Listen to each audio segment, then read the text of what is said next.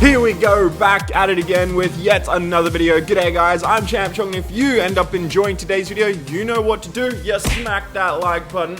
Yeah, you smack it real good. But anyway, just real quick, I did upload a video earlier today. It's me parodying YouTubers who play Fortnite and all like, oh yeah, let's land here boys, and I play it naked. Legitimately, my butt sweat was all over this chair, and I had to clean that.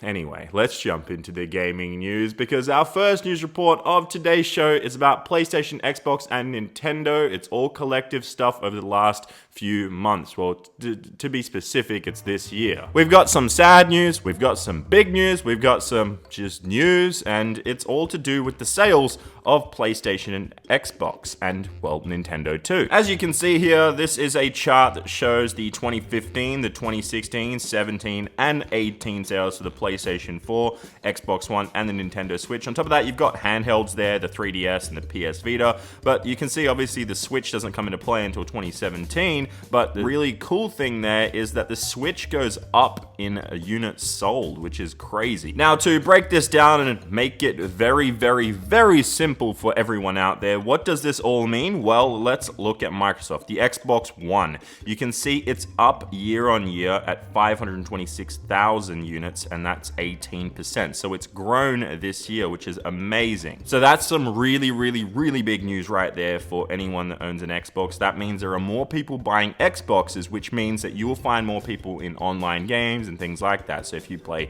FIFA, or you play Fortnite, or you play Call of Duty, or anything big like that that needs a player base, and especially here in Australia where we don't have the biggest population, this is really good news, because that means there are thousands of more gamers out there for you. Now, the one thing I will point out is, even though if you do look at Sony down there, they have dropped down by 15.1% in the PlayStation 4, but they still sold over 1.7 million more PS4s. So even though they've dropped by 15%, they actually more than triple sold the Xbox One units, which is crazy to even think about. The Nintendo Switch is also up. They had the biggest growth. They had almost 22% of growth this year, which is amazing. You can see it at 1.376 million units sold. So they've almost sold 1.4 million units. So technically, from a business side of things, investors are probably going to look at this and go, oh, okay, PlayStation has actually dropped by a bit here, but they're still doing pretty well. And then they'll see the growth of Xbox and Nintendo, be like, whoa, they're rising like 15 and 22% respectively. This is really good. Let's start investing here. But one thing I'm going to point out here is that, well, I own all three systems. I enjoy the hell out of all three. They're all great in their own right. But even though PlayStation did technically drop compared to last year in sales, they still have incredible sales, and the reason it even dropped is the fact that they've sold so many in 2017 that the 2018 numbers aren't going to be as impressive, because so many people already own a PlayStation 4. And I know many of you guys in the comments are probably going to be like, well, Chip, it's because everyone already owns a PlayStation 4, dude. I 100% agree with you. I know that. So yeah, let me know in the comments down below for real, what do you own, which system? And if you are thinking of buying another one, let me know if you are going to grab one of the competitors. It's just a really great time for gaming. Xbox is going to have an awesome 2019. 2018 for exclusives on the PlayStation was amazing, and Nintendo has turned everything around after the Nintendo Wii U was just kind of a, I don't even know how to describe that system, but now with the Switch, everything's going up and up with Nintendo again, and it's such a different device. It's not really a competitor. It is, but it isn't. So it's just an awesome time for gaming, and then obviously you got PC gaming too, mobile gaming. It's just an awesome time, even though sometimes things look like they may be sad, or they may just be really cool. Anyway, yeah, that's it for that piece of news, and now we move on to the next piece of news, and it's all for the Battlefield fans out there. The product page on the Microsoft Store shows that the digital standard edition of Battlefield 5 will take up approximately 31.89 gigabytes, while the digital deluxe version is going to require about 31.9 gigabytes. So it's basically the same. Now, this is pretty cool. It's not the biggest game out there. It's basically like a third of the size of Black Ops 4, which is amazing to even think about, because when you do look at something like Battlefield, you're like, wow, hold on a sec. How is this not any more in size? It's just ridiculous. One thing I will, however, point out is the fact that the game will be launching without its Battle Royale mode. It's going to be an addition later into the game. It's not coming out on release day. So that might even hold me off from playing the game, really. Or I might just play it to get used to the game, and then when Battle Royale does come out, I think it's called Firestorm, when it does come out, I will play that. Also, let me know in the comments down below, when Firestorm does eventually come out, do you think Battle Royales are still going to be as big as they are? Personally, I think they will be, because they just keep changing and there's different people doing different things and there's just enough room for everyone to have a good time. But not everyone is having a good time because, well, we're moving to our final news report on today's show, and it's a bit of a sad one, but it kind of makes sense. As you guys can see on screen right here, this headline reads, independent game shops told they won't get Red Dead Redemption 2 until November. And if you're unaware, Red Dead Redemption 2 comes out in less than a week on October 26th. As you can read here in this article,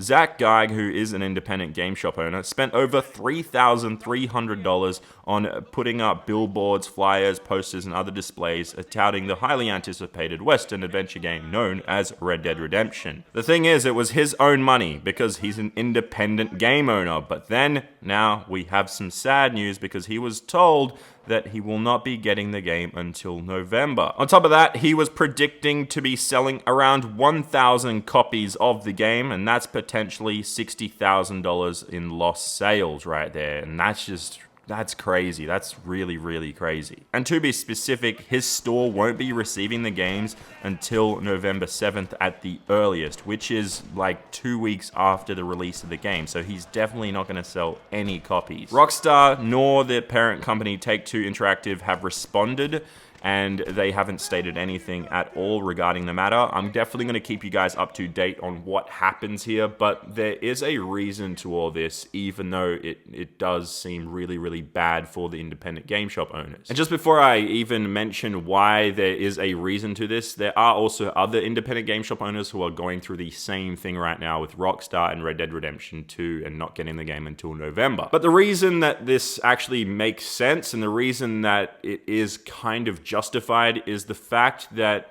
usually these independent game shops, they sell the games early. They sell them a day or 2 days or maybe sometimes 3 days earlier than the release date is allowed to be sold at. So Rockstar Games, for example, in this case is going, okay, we're not going to send any copies to this independent game shop because we don't want our street date broken. We don't want the game to release before and ahead of time. We don't want it out there in the wild. And the thing is, this is where game shops like this independent game shop make most of their money. They sell the game a day or two early, and a lot of people go there just for that. They go to these independently owned game shops that aren't GameStop, they aren't Best Buy, they aren't EB Games or JB Hi-Fi or anything along those lines, and they buy the game there because they're going to get it a couple days early and they're going to support someone independent, not a massive chain. But this isn't what a huge AAA developer or publisher want. They don't want anything like this happening, even though it's been happening for over a decade. Well, probably like 2 decades now. Now, from my point of view, I'm kind of on the fence because, well, it's something that shouldn't be done, really. Like, it's an independently owned game shop, and I completely understand where they're coming from, but you're not meant to sell the game early, even though it may only be 1,000 copies or so. These developers and publishers work really, really hard to get their games out there, and I know it's only a few thousand copies at the end of it all, but I don't know. It's a really tough spot. I don't know where I really sit on this. I kind of feel for the independently game shop people, but yeah, it's against the rules or the laws, or I guess, yeah, fair trading. So I don't know. Yeah, let me know what you guys think in the comments down below. I'm stuck in the middle here. It sucks for both parties. It's a real tough one.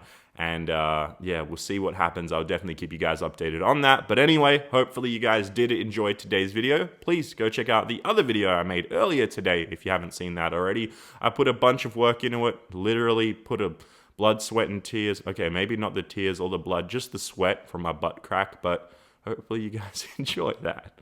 I'll see you in the next video. Bye-bye.